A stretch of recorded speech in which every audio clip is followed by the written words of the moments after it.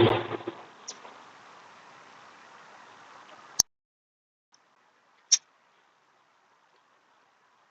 right.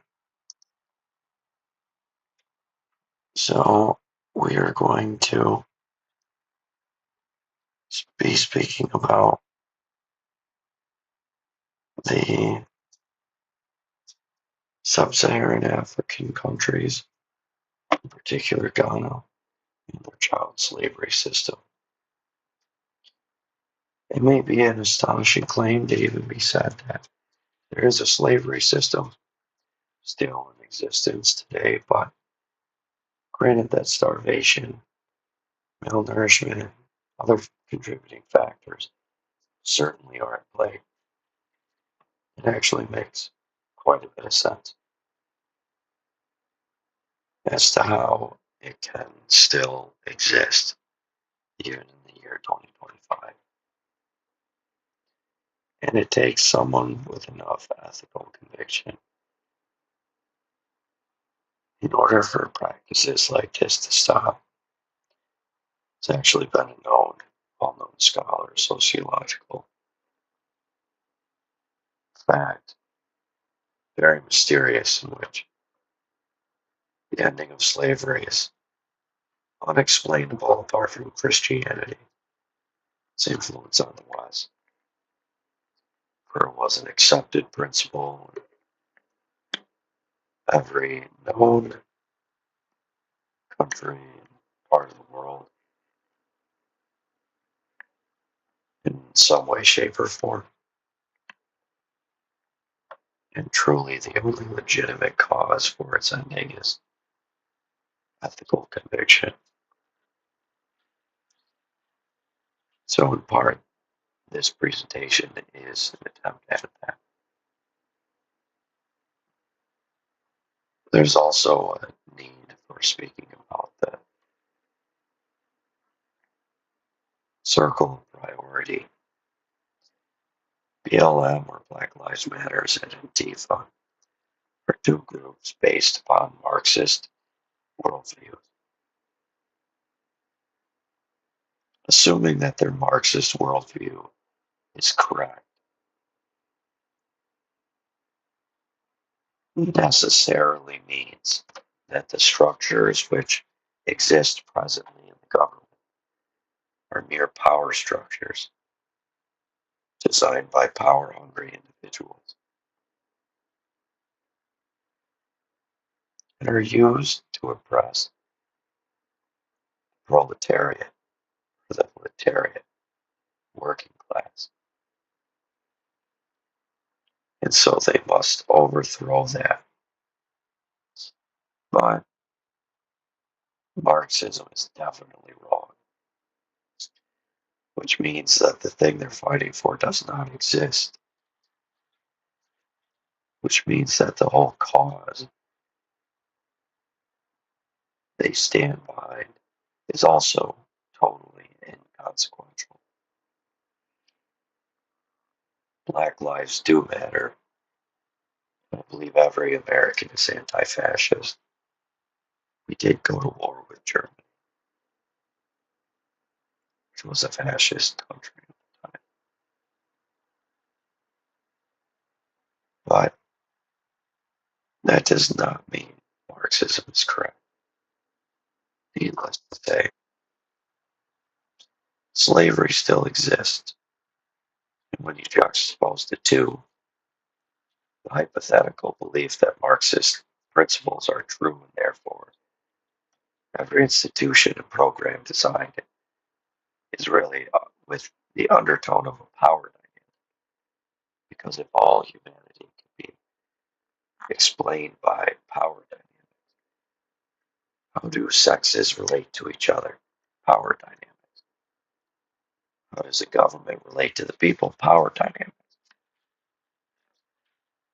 But it's definitely wrong. Cold hard fact. It is a materialistic worldview to try and make sense of the world without God. So, in the final analysis, The greater priority in terms of humanitarian effort is most definitely slavery that exists just across the pond. Some of what is happening within human trafficking, child slavery, domestic servitude abroad, is sex trafficking, online scam operations, forced labor, bribery, screening inspections, and children as young as 4 are sent to high-risk sectors: fishing, domestic work, street hawking, bordering, and artisanal gold mining, or ASM.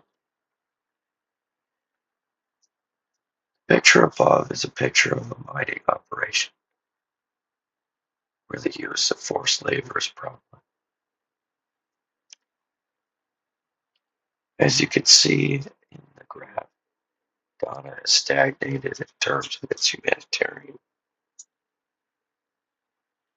gains.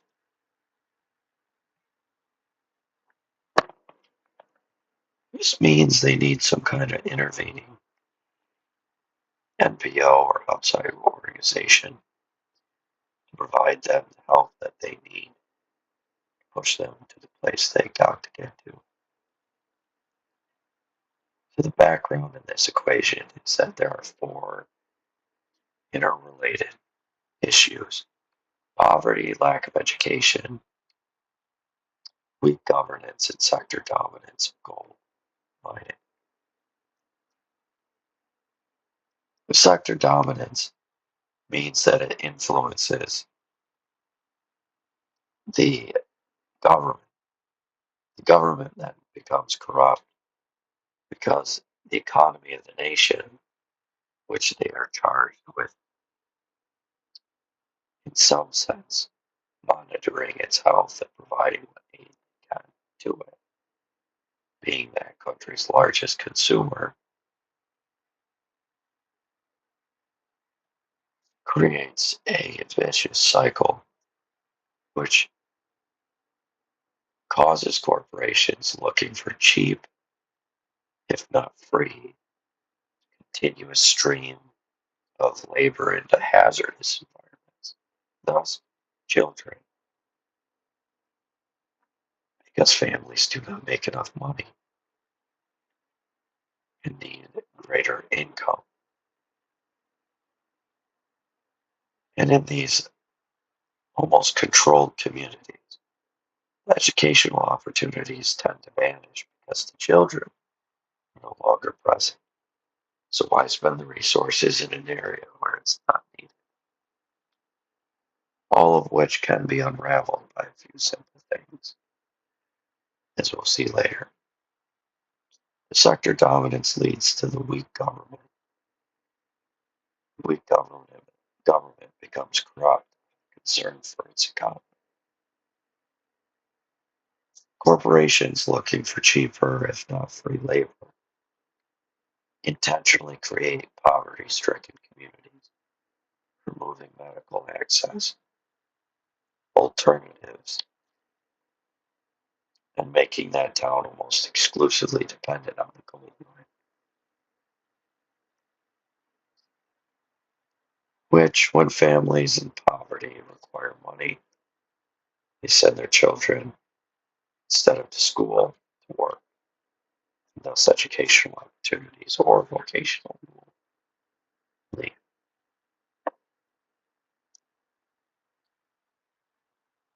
So it's like a causal link must be broken at some point in that link. Gold mines need workers because they need labor.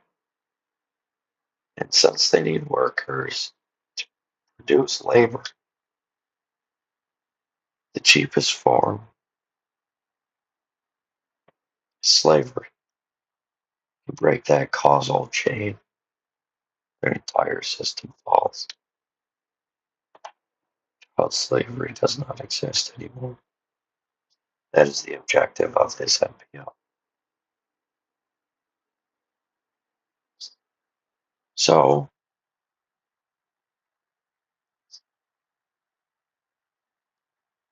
the project goal of eliminating child trafficking is what we're reaching for. And here are a few steps to get there.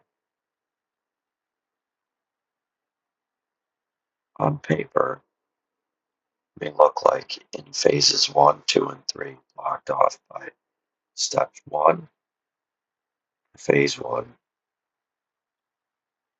2, and 3, phase 2, 4, and 5, phase 3. Number 1 is legal advocacy is the first step. This is the most minimal legal intervention that could be reduced.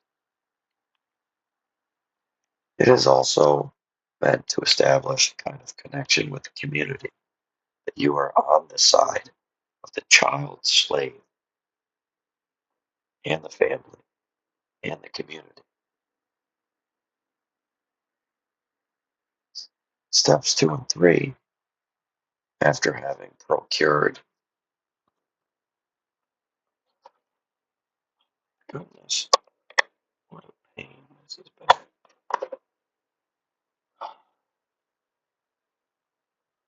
After having produced sufficient assessment, gathered enough intelligence of the community's urgent and immediate needs,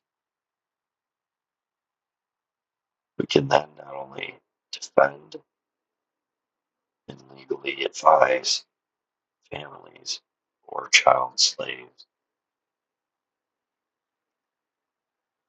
but we can go after and prosecute known traffickers, reducing the contributing factors.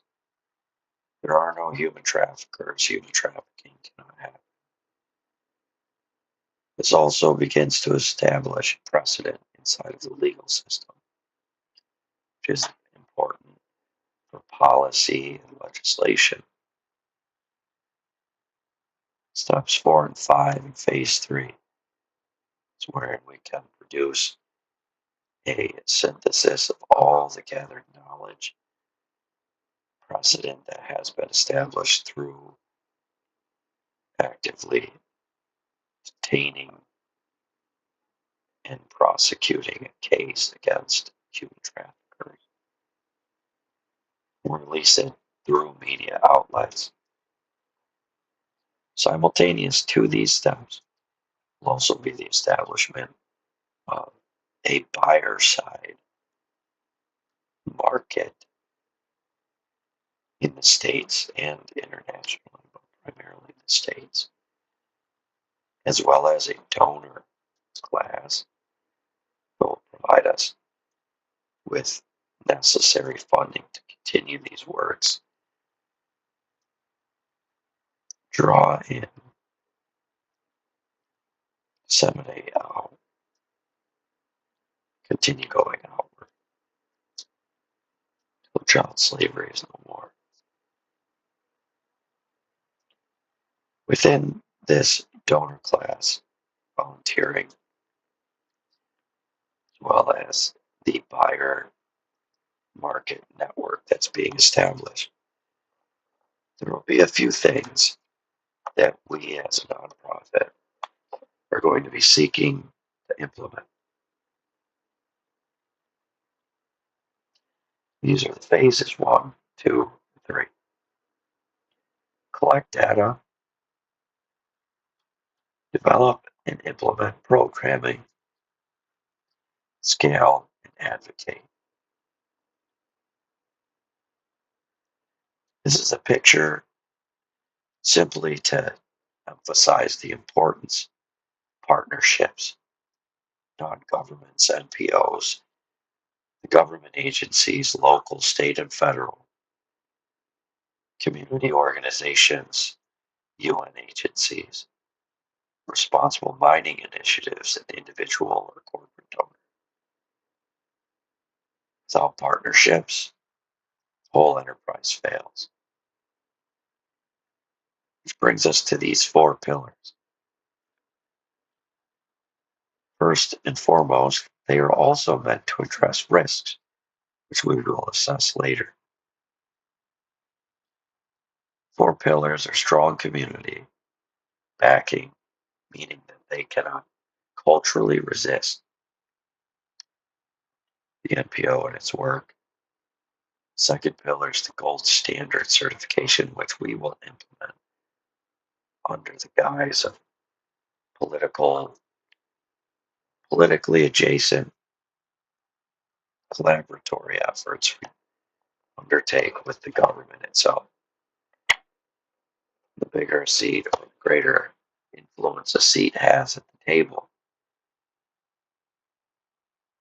the more importance this simply will have in the country, perhaps even to administer licensure of the mining operation at some point. Furthermore, the gaining of a gold standard certification will allow for the corporation, which we will approach with a business pitch rather than an accusation, a chance to repent rather than just an immediate crucifixion. Considering how delicate their economy is, the stateside buyer network having been established means that they will have access to a larger network of buyers. And granted that the pool of suppliers with the gold standard will be limited, it means that there is a sense of ethical and product purity.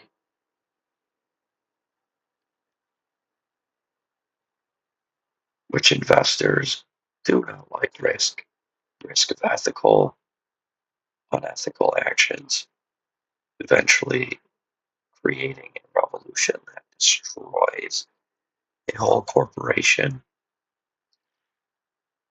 or the risk of their product being impure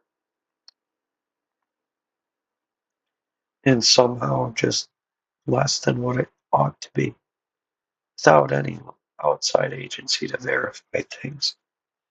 They do happen. Fourthly, which integrates with the previous 3rd pillar, is the implementation of a digital currency, stablecoin. It means that the NPO can function as somewhat of a bank in this sector of the economy to provide transparency and above board transactions within the field. We'll achieve this by having a certain ratio of US dollars to the token and gold. Of course, world banks do it on a rotating basis and are not static. But in this sense, we aim to be the US dollar plus a portion of gold, all wrapped in a digital asset that's transactable, provides stability, transparency, etc.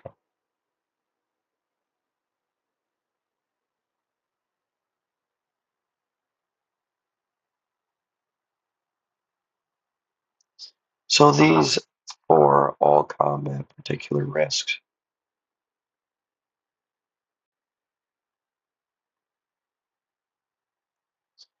4 risks associated in this endeavor: the corruption of the government, funding gaps for the NPO, security risks by way of the corporations, and cultural resistance. ensuring that the community becomes deeply tethered is attached to the budgeting of the corporation or the NPO. The NPO will exist to not only strengthen and broaden the sector in which it most productively contributes, but also give a sense of ownership to the local communities that participate in it, thus protecting from the cultural rejection, corruption in the government. Shell Corporation and the Nike Corporation were caught up in unethical practices on the part of their contracted laborers across or overseas, and as such, they had tremendous boycotting across their markets, which led to losses far greater than just the simple requests that these small groups of people were making. And so unethical business practices sown is the reaping of the same.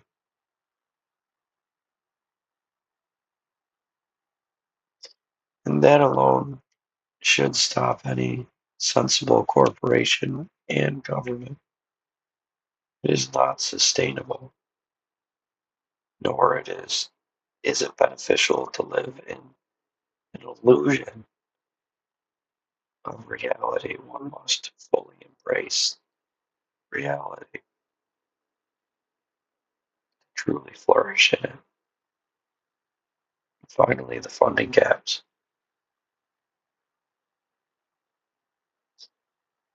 This is relative to the stateside buyer network. Here is where stateside employees and volunteers will coordinate nonprofit fundraising events to get the word out of the nonprofit, dispensing of reports, monitoring, as well as the initiating relationships, network building necessary to bridge the gap. Grant writing and acquisition of resources, establishing of these critical relationships with donors as well as with the buyer network mitigates the funding gap risk. Budgeting is a critical component of this process. First graph is the number of donors granted their average donation versus time. How many donors must the NPO generally have by year 5? It is somewhere in the range of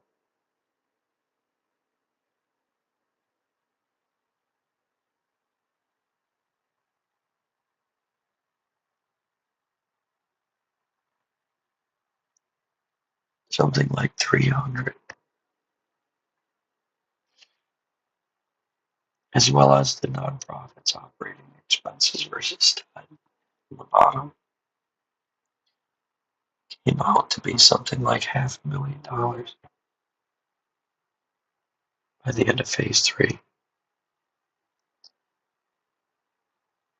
Without these budgets, programs such as the disseminating of educational institutions and other vocational trainings into the communities that legitimately have no other choice than lobbying for their activities and income generation and other critical programs to undermine the child slave market.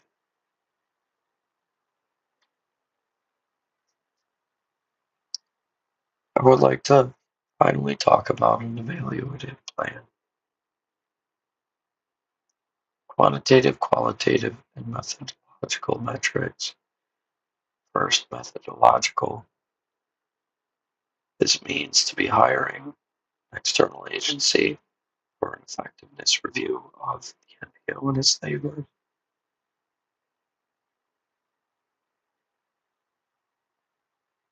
To also track field-specific and state-specific pledges negotiated in political organs of the state to ensure follow-through. Regular visits, constant monitoring of both mines and the NPO itself. The same scrutiny the mine is placed under, the NPO is placed under 2 to 5 times that amount of scrutiny. Qualitative would be those experiences and case studies and conditions, will to change, communal testimony, and efficacy by those parties who have participated in some of the programs like vocational or educational training. Quantitative metrics, tracking the number of child slavery reportings, obstructions, contributing factors,